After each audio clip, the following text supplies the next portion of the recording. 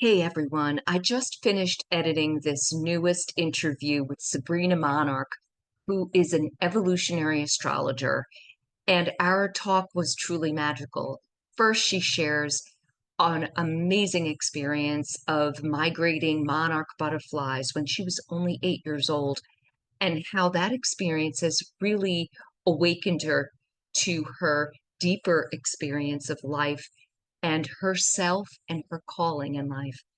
And then she shares this beautiful experience of a recent dark night of the soul where she engaged in a dialogue with the sun and with the ocean and suddenly saw the light within her experience and came out of it with a tremendous sense of peace and joy that I feel is so moving and inspiring and hopefully will help you navigate through your life today. So I am excited to share and I look forward to hearing your comments. Welcome, everybody. And today we have with us Sabrina Monarch. And let me tell you a little bit about Sabrina. She guides people into a felt sense of astrology and an embodied life of soul inside of an intelligent, sentient, and enchanted cosmos. An evolutionary astrologer and host of Magic of the Spheres. So, welcome today, Sabrina. Thank you for having me, Maureen.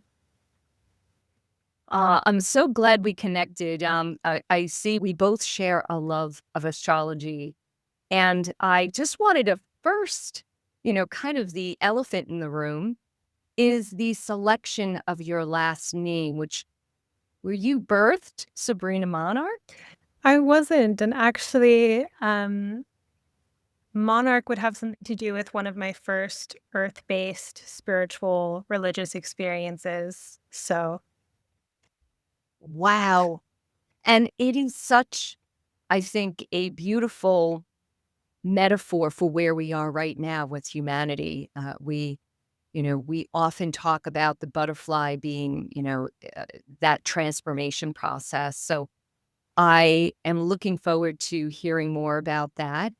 But first, I also wanted to bring up that you do evolutionary astrology. And can you just share a little bit about what that is and how it might be different from what the listeners may know? yeah, so evolutionary astrology, I would say I've been rooted in for more than a decade now, but I've continued to expand or integrate other disciplines with it. But the reason that it's remained as a deep part of my practice is that I feel like as a language, it just was able to travel with me everywhere I went in life. And that my understanding of astrology opened up my capacity to experience life. And then my life experiences went back and opened my astrology. And so they're just always updating one another. And evolutionary astrology is specifically about the life of the soul. So it's a particular divination, a particular way of looking at the chart where you are a being who has reincarnated before. You have a distinct soul essence that has had countless lifetimes. And so there's an inner marriage essentially between our soul and our persona, our personality, our human, our body in this lifetime. And I think it's a frame of looking at our lives as, our experiences are meaningful, the families that we were born into, the circumstances, the country, everything about our incarnation has relevance for what our soul is working with. And so it creates a way of interpreting. And, I think that sometimes when we look at these kind of meaning questions of why have I had the struggles that I have, if people bring karma into that, they're like, well, did I do something bad in a past life or am I being punished? And it's not that black and white or simple, but, this is something you can meditate on for a very long time once you understand how to read your chart from this perspective and to just sit with that question of, um, actually getting to know yourself as a soul, so connecting with that deeper part of you, and then being really curious and way more reflective on why, as a soul, you would be having these set of experiences as your raw material for the alchemy of your soul life. Oh, absolutely. I guess I got interested in astrology when I was about 12, and I cast my own birth chart, back in the 70s, no computers. And I have continued to study and reflect on my own chart, and I'm constantly learning new things. That is what is just amazing. Well, that sounds like your Jupiter return was lit, and then you found astrology, and you impressively casted your own chart without the technology doing it for you. Yeah, well, we all had to do that back then. So. Yeah, but really, as you know, as an astrologer, casting the chart is it's just following a set of rules. It's what you do when you have the blueprint in hand. That is where the magic really happens. For sure. So curious, what turned you on to astrology? Well, I was into it since I was a kid. Similar, I probably started understanding my chart as a whole or being introduced to it around the age of 12, 13. But I found out what astrology was when I was 8. And so it was just a natural part of my world growing up. I never didn't believe in it or, yeah. But as time went on, I just continued to have increasing, psychic or mystical experiences to the point of having a full blown spiritual awakening or spiritual crisis, spiritual emergence when I was 21. That really, you know, created a lot of turmoil and disruption in my life. And I found evolutionary astrology, that branch particularly during that experience and in the aftermath to kind of put my life back together. So I think evolutionary astrology really helped me find myself at a moment where my life had fallen apart and then, yeah, rebuild and create my life with a frame of looking at reality that was just so much more expansive than anything else I knew. And so I got to experience growing up alongside astrology, both in my adolescence, but also in the construction of my career and like my adult life. Astrology was a huge part of that. Oh, that's wonderful. And so many more decades of fun to come for you. As I can attest to, just having my second Saturn return a couple of years ago. So, yeah, and that is what I love about astrology. It really helps kind of reframe reality to be bigger than just this material world. And I think, there's a lot about mundane astrology, which is really great, but the more spiritual branches of astrology are what really help us navigate traumatic times in our life to actually awaken Are you, to the deeper are you soul. Saturn in Aquarius too, then, or Saturn in Capricorn? I am Aquarius? Me Aquarius. too. Look at us. I think it's a great Saturn placement. Yes, it's true because as we know, Saturn is the planet of like restriction and limitations, but also creating structure. And Aquarius is about kind of the opposite, like breaking through. So those two energies, is that how you kind of read it? I think that Saturn in Aquarius is just excellent at conducting energy. Like it's a very strong Saturn because in the Hellenistic read it would be Saturn in domicile and in the because it's domicile in Capricorn and Aquarius, but it likes being in Aquarius even more. And I just think that like doing energy work or going energy meditations or even like throughout my life, I would reflect on like how I wanted to move through the world and how I wanted people to receive me. And I would just like read intricate like social dynamics and like shift what was happening as I wanted to. So I don't have a lot of experiences. Um, I don't feel like I have daily experiences of being bothered or interacted with in ways that I don't like. And whenever I'm having like a weird, uh, reoccurring kind of pattern of how I'm like relationally engaging people, I'm like, what is this? I got to figure out what this is and rewire it and have the desired experience. So I just feel like I'm kind of like a Saturnian scientist back here. And not from a place of being controlling, but I just feel like, um, that's like a very Saturn and Aquarius type intelligence where it's like not just being well boundaried, but being really intentional about what's the energetic experience I want to have. So, yeah, I think that's one way I relate to the Saturn and Aquarius. Oh, I love that, Sabrina. Oh, yeah. I'm going to reflect on that more. That's wonderful. So, so shall we talk about Monarch and that experience? I would love to hear more about that, and I'm sure everybody listening would. Yeah, so, when I was maybe it started when I was 8, I just was in love with butterflies. I don't remember how it started, but I was just full on. I think it was my first, like, obsession, in life, and, yeah, everything I, like, had a bunch of butterfly-themed things. People knew I was, like, the butterfly girl, so I always got butterfly gifts. Um, yeah, my grandpa taught me how to catch butterflies, with my hands, with my fingers. So it also just became like a pastime to be outside catching butterflies every day. And monarch butterflies were my favorite. I was nerdy and I like studied all these different butterfly species, but for whatever reason, monarchs were like number one.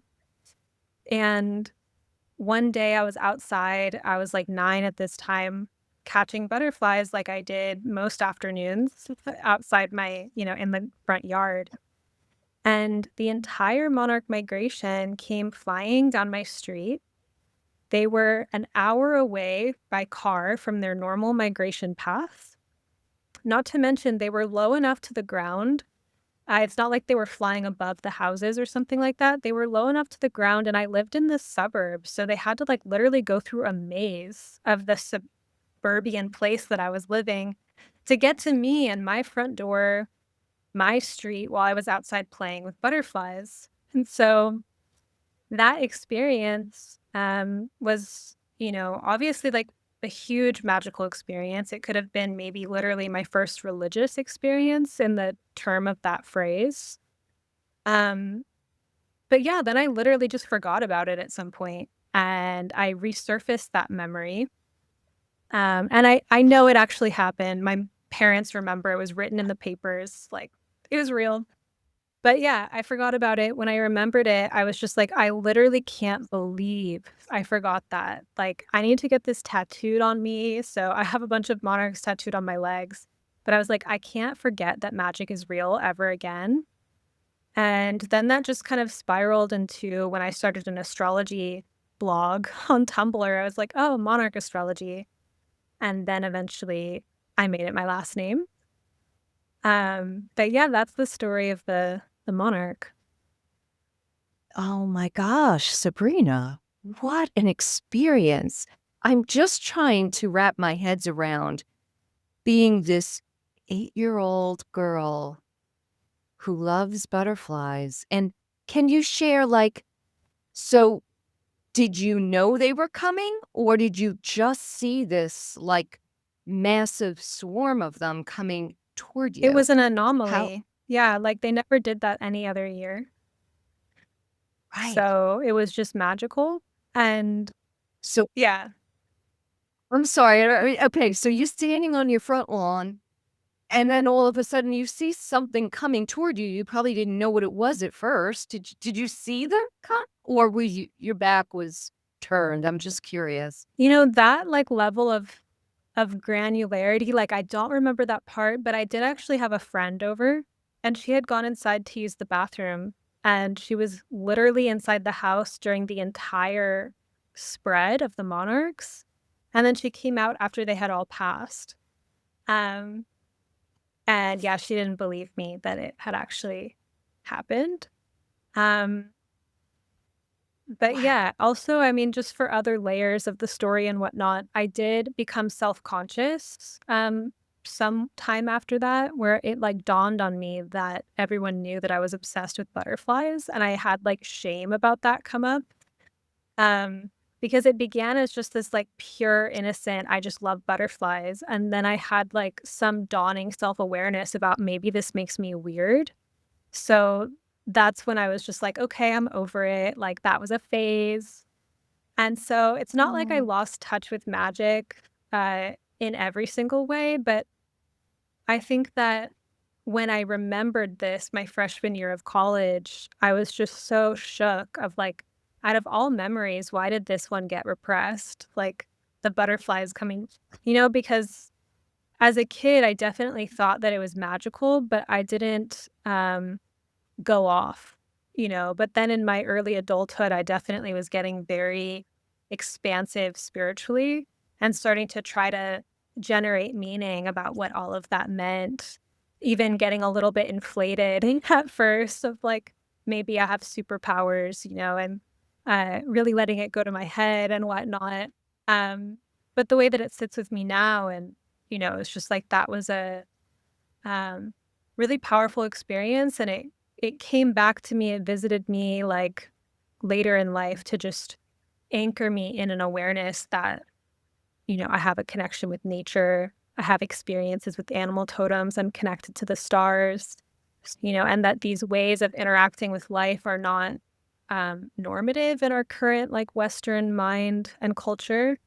But it's very real, and it's like a indigenous knowing that has, been around before. And yeah, so I feel like it has been a guidepost for me of like, this is real, this is a layer of life, and that the butterflies found a way to visit me even through, yeah, the maze of the streets. They did it.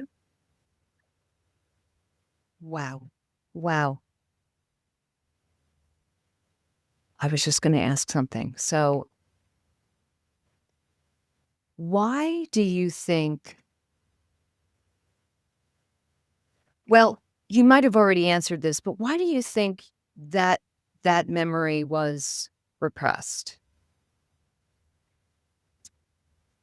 I really don't know. Yeah. I think I was having a really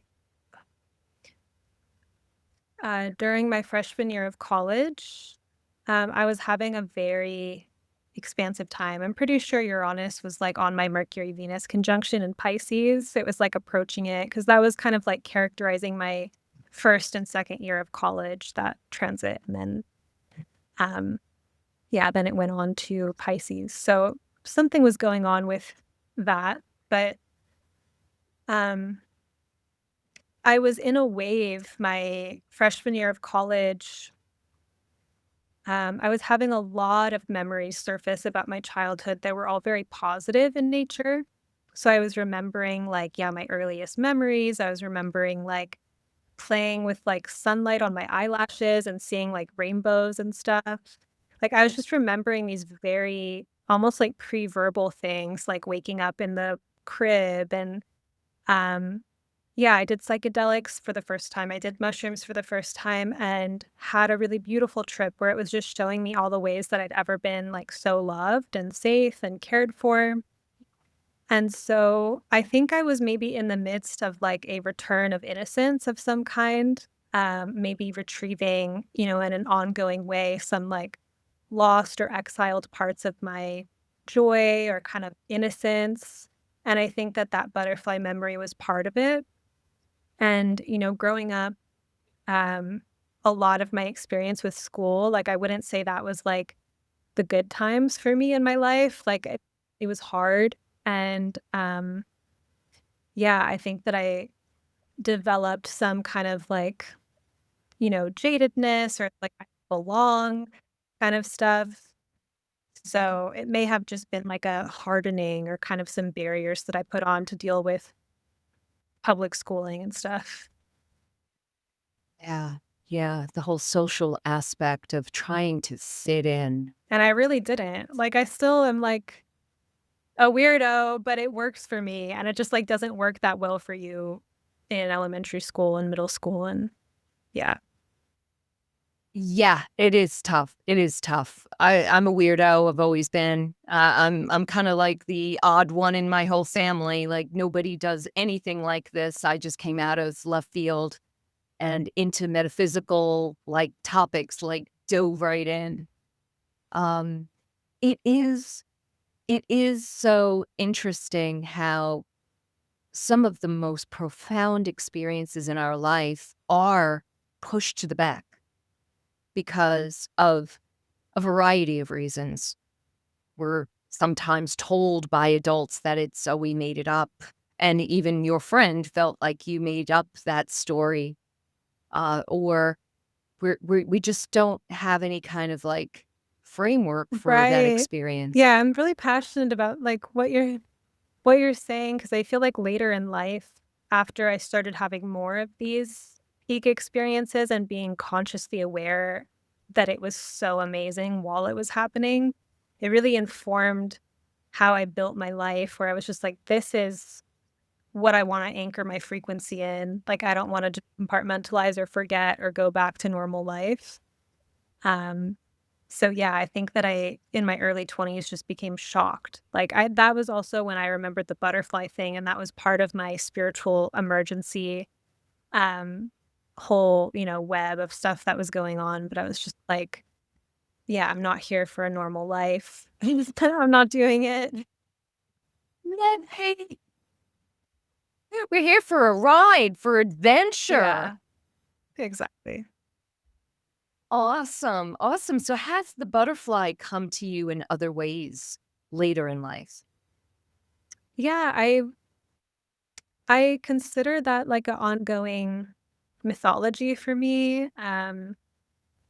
Yeah, my friend Brynja Magnuson wrote a book called Animal Totems in the I Ching, and butterfly is actually through the system in that book. It's one of my 4 animals that relates to my natal chart. Um, but I've always related to the cyclical, and for me, just like kind of having those different phases in life where it's like more caterpillar and almost like a little bit consumptive, like feeding on experiences and whatnot, and then the chrysalis where you go into some kind of, like, melt stage and change, and then the butterfly where you're, like, in full bloom, and then death and rebirth, and, yeah, that's really tender for me as well because, I have definitely gotten attached to the highs, or those kind of, like, seasons of blooming, and it's really sad when they change, and that's led me to study.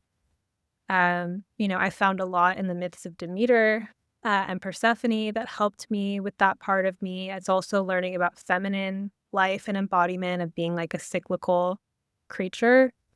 Um, and it's also helped me learn about grief because, yeah, fully grieving creates space for life again. Um, and yeah, so I think that the butterfly, like, I can pretty much often identify with different stages of that cycle.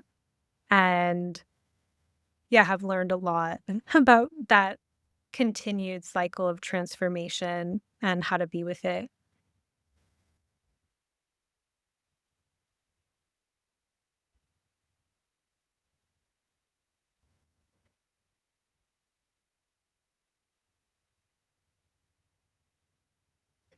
Yeah, so Demeter and Persephone and Hades, I would see as like really a trio of characters. And Hades being the god of the underworld, Demeter is the goddess of the harvest. And so Demeter's world is kind of like a perpetual spring or summertime. She was very close with her daughter Persephone. And yeah, there's just kind of this like innocence or closeness of that mother daughter bond. And then one day, Persephone is outside playing in the flowers and she's drawn to this like really fragrant narcissus flower.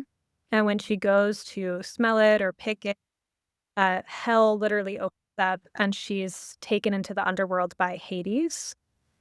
And so there's a lot of different ways to interpret that part of the myth alone because it can be viewed as abduction or it could be, um, this just happens in life when we fall in love, literally falling.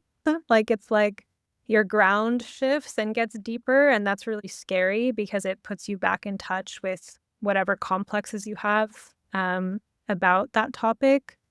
Um, it's also when, something happens in our life that causes grief and suddenly we're like taken under. It's also maybe when we open to a deeper experience of our bodies or sexuality and suddenly we're taken under and whatnot. So just looking at it as abduction or as just something natural. But then you have this epic power struggle between Demeter and Hades, where Demeter is going insane and wants her daughter back. Um, and she manages to, um, by withholding summer and spring and creating winter, she's able to use that as a bargaining uh, tool to get back her daughter half of the year. So I think that that myth can speak a lot to um, maybe the first initiations of having like a dark night of the soul or a big grief process where you just feel, how am I ever going to recover from being taken down this low? And then you find, Persephone becomes queen of the underworld and she starts to sense how to see in the dark and she finds more of her power, right? And then she also, and you can look at Demeter different ways too. She can be a little bit smothering as well, like as an archetype. And so there's just a lot of tenderness in that myth, I think, about attachment and phases of life or relationship phases that we get attached to and the way that they change because of time or events, and that we have to, reconcile with that whole cycle. Yeah. Well, you definitely sound like you love Jungian psychology. I love archetype. I love Greek mythology. Um, yeah. And there's a lot of wisdom packed into these myths and stories, and I love Jung, yeah. Yeah. Yeah. Carl Jung, for those of you who want to read more about him and his work, is just incredible. And it has been, I guess, another big area of study for me. So you have other peak experiences. Can you share another one as it relates to nature? Sure, yeah, though I think one that's more recent is, connecting with the sun. So, yeah, for context, I was moving through a grief process, that was particularly gnarly for me. It was, like, one of the worst ones that I've had in my life, and, yeah, just kind of getting through that part of the, "How am I gonna get over this?" Like, "What am I gonna do with being, like, preoccupied or haunted by this set of circumstances?" Um, and it started to reach a boiling point where, I mean, the material maybe was getting hot enough that I was starting to find the right resources, healers, support to like really digest this. Um, I really trust my process at this point, but I have a lot of breakthroughs. And to have breakthroughs, you have to have the thing to break through. So I was really at that edge where it's like something is going to pop kind of feeling. And inside of that, I did have an intuition that I wanted to just make up meditations with the sun, like go outside and just like really connect deeply with the sun. And I also had an acupuncturist tell me after, treating me in the midst of my crisis, he was like, "You should go out in the sun and like really let the sun into your soul." And I live in Crete. I'm not in Crete at this moment that we're recording, but I'll be back there soon. But I live in the Mediterranean. I live in Crete. So the ocean and the earth there, I moved there because I love the land so much. So I was really excited. It was springtime and like the sun was coming back out. So I did go outside and brought my little microphone, a little like travel mic, to make up a meditation with the sun. Um, I thought maybe it would be one that I would share in that moment, but it ended up being like just for me there. But essentially, I um, played with just feeling the sensation of the sunlight on my skin and starting to imagine it as electric liquid and like swirling it around and just like creating this like sensual, like absorption of sunlight. And then it led me to a vision state of, astrologically, the sun relates to um, our sense of self, like the Jungian capital S self. And alternately, we have parts that are exiled or they're more at the perimeter or we can't see them because they're in the shadow. And so part of what the sun relates to, it could be that integrative process of bringing parts of ourselves back into our self-concept and, you know, to we literally shine light on the shadow. Um, so I started to have a vision of the parts of me that were at the center and were happy to be in the play and be expressive and like be at the center of a dance floor or something like that. And the parts of me that were on the perimeter or like hiding at the wall. And I started to have those parts talk to each other, have the center invite the perimeter, the periphery parts in. And that, was beautiful. I was, like, in that, experience, and it was very rich, but when I came out of it, came onto the shore because I was, like had my feet in the water and whatnot, something in me just deeply broke open, like, I had this, like, return of ecstasy, and I remembered, different dreams I've had, different visionary experiences I've had, like, I had a very powerful dream some years ago during plant medicine ceremonies of my spine lit up electric blue, vibrating, and this Mm. vision that came through that week of medicine that, the answer to joy in my life is like being a beacon of it, not trying to find it. Of course, we find joy from the things that we're in connection with, but not relying on the external to be the source of it, but to actually discover my backbone of joy, like my creation of it.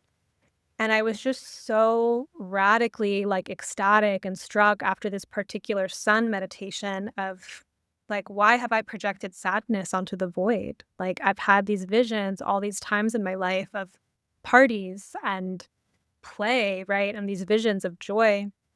And the thing that I was preoccupied about, I suddenly realized that I had this mental frame that something had just gone wrong. Like something had gone catastrophically wrong. I had been deprived of something. I had been fucked over, like that kind of feeling. And I just saw it differently of like, of course those events had an impact on me. Of course it was hard, but I stopped feeling the attachment to even seeing my life or that experience in that frame and felt this like whole other opening. And I also just felt a return of all the joy that I felt I had lost from these experiences that I was having a hard time grieving all the way.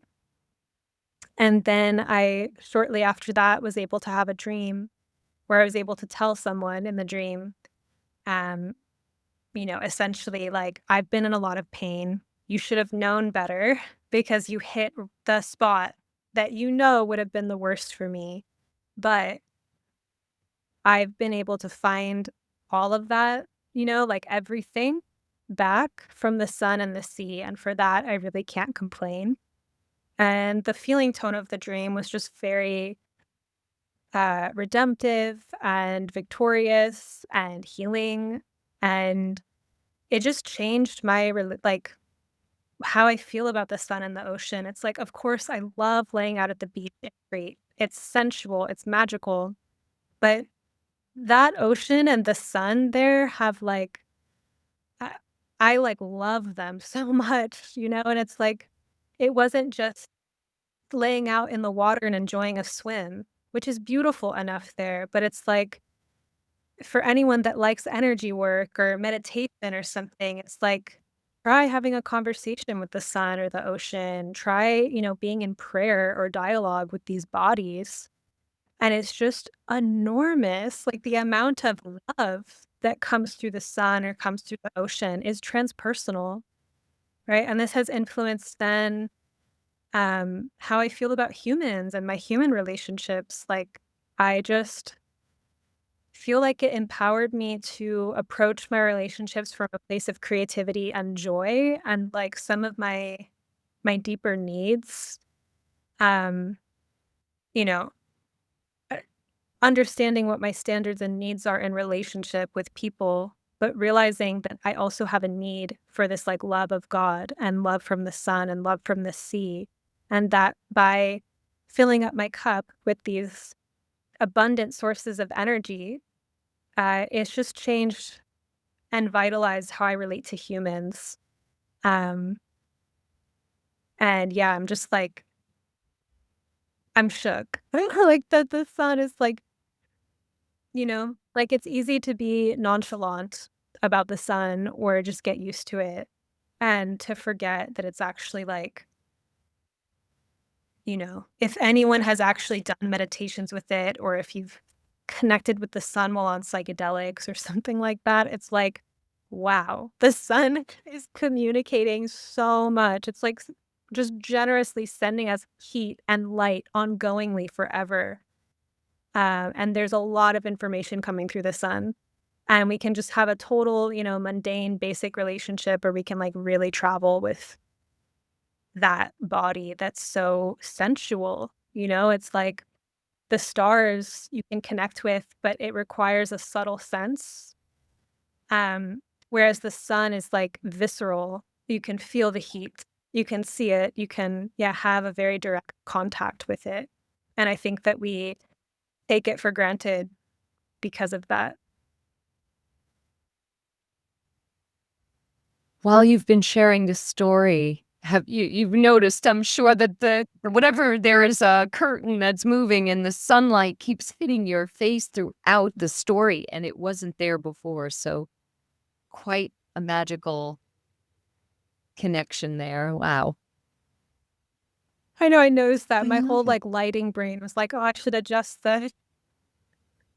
Oh my oh no, that is magical. That is just the sun is telling us, yes, I am Yeah. a conscious being. And yes, I am powerful, just like you all are, and the trees and the water and every being on this planet and out in the universe. That feeling of power and oneness with it. These experiences,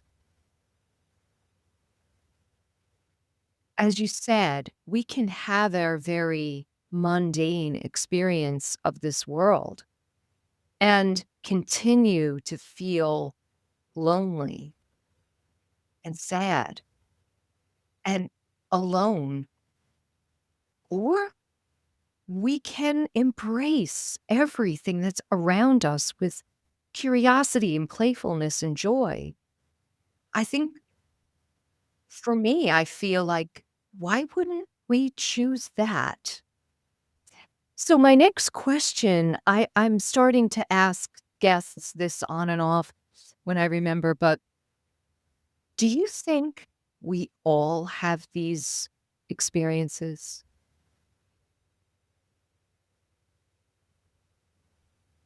I don't know. I do think everyone's capable of it. I think some people are more predisposed to, um, yeah, having peak experiences or having mystical experiences. I think it involves having a more porous ego structure, like a person who's Piscean or Neptunian in some way, like for example. And I think that um, I don't know. It's debatable. It may be that some souls are more attached than other souls to social norms and social achievements that are normative for the day and culture. And so that Right. type of soul is going to conform a little bit more to the social ideas, and therefore, That are acceptable. yeah. And so I think, you could have maybe an indigenous culture and the souls that are um, drawn to be part of that, there may be a resonance, whether they're conforming or not. It's like there was a resonance to have that kind of relationship to Earth.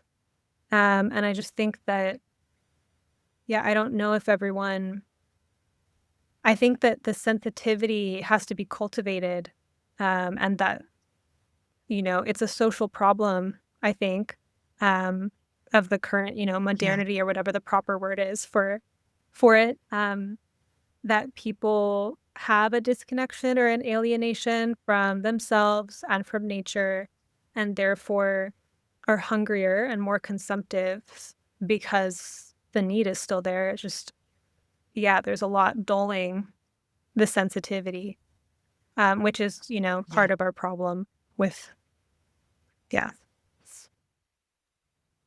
Yes. And I think, in my conversations with, oh, I don't know, I'm losing count, maybe 150 people so far about these experiences and having them share. There's times when, you know, I, I do always look at astrology and wonder, okay, what's going on in the chart of that person?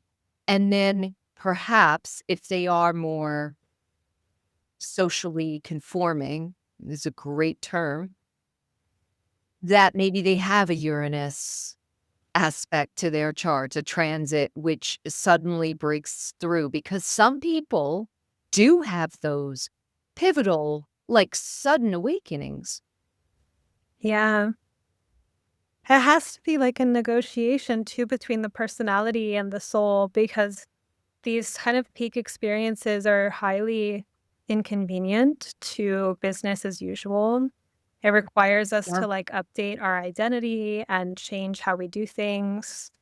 And it's kind of natural. There's like a normal resistance that people might have to that. I think it's even part of the, call to adventure as Joseph Campbell lays out, where it's like you receive the call to adventure, but then the hero is kind of like, I don't know if I really want to do that whole thing, and like resists the call. And then the call gets louder and the hero's like, all right. And so when we're resistant, actually, we call in more force in terms of those interruptive Uranian experiences to really shake us out of, yeah, the world that we've been attached to. Yeah. I think these experiences are accessible to us all. We have the capability of experiencing it. I think that is kind of built in to the human construct, that we are here to have these deep connections. But over generations, many of our cultures, mostly the Western culture, has really disconnected. But we are, many of us in the Western culture are seeking kind of those ideas from indigenous cultures and from Eastern philosophies, and to open up to this more metaphysical experience of the world. And I think we're all capable of experiencing these, but do we retain it? Do we reflect on it? That's another level, right? I mean, I have spoken with some people and it feels like there is this, I call it like a gateway experience where someone that a loved one has passed over and you see a butterfly or you see a cardinal and you recognize that their soul is coming to you with a message of comfort, and so many people have that experience. So I think that is a very common one that many people can talk about. And oftentimes they go, yeah, but that really wasn't my mother or whatever, and they dismiss it. But no, No, it yeah. was. I'm Wow. always like, you gotta, your intuition, your relationship with magic is a part of you, it's a voice. And if the relationship that we have with that voice is to constantly dismiss it, it's going to get quieter and get discouraged. And so, if a person wants to have more intuition or wants to have more mystical experiences, you have to learn how to encourage and receive that voice.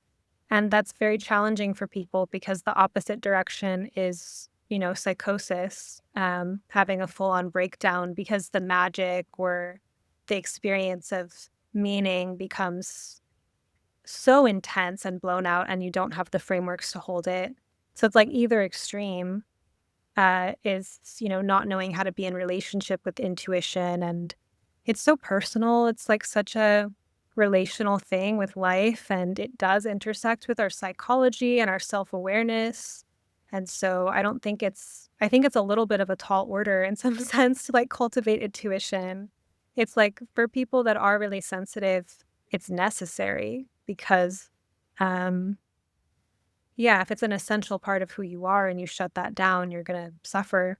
Um, but otherwise, I just think that if a soul is more oriented toward business as normal in the culture, intuition is only going to serve them when culture is kind of collapsing in some way, or their status quo or their norm is failing them and they need, a deeper star or anchor. But if society and culture is enough, then it's enough, and I think that developing intuition starts to thicken the plot in ways that's very difficult, to be with sometimes. Well, I do think we're in times like that where many, many more people will be reflecting and will open more to their intuitive side. I do hope. I am hopeful. Yeah, I feel that too. Well, Sabrina, as we close this interview, is there anything else you would like to share? I just appreciate what you're doing and that you are focusing on peak experiences and peak experiences in nature. I think that's a beautiful topic to be immersed in and talking with people about. And so, yeah, I'm just grateful for the opportunity to be part of that conversation. Oh, well, thank you so much for sharing your amazing story of those monarchs, the migrating monarchs. I'm going to have a dream of that tonight. That's my intention. That is just so beautiful. And I just want to share everybody who is listening here, please like, share, and comment. We will reply to your comments below. I hope you enjoyed this as much as I did, and I hope you all have an enchanted day. Thank you, Sabrina. Thanks, Maureen. Thank you for being a part of the Enchanted Earth podcast. Please hit the subscribe button so that you'll know when we publish another inspiring episode. Check out my book, The Enchanted Earth, available wherever online books are sold. Thank you and have a magical day.